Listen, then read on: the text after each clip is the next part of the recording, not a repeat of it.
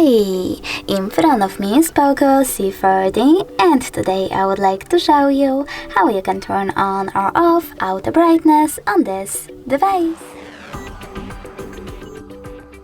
First of all, you need to select Settings and scroll down. Now click on Display section.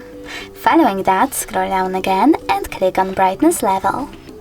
Then tap on this sweater next to Automatic Brightness, and as you can see, Auto Brightness is now on, but you can always turn it off by choosing this same sweater. If you wish to, you can always go into Tab menu as well and click on this A icon next to Brightness slider. If it's white, that means that Auto Brightness is enabled. If you wish to disable it, click on the same icon one more time.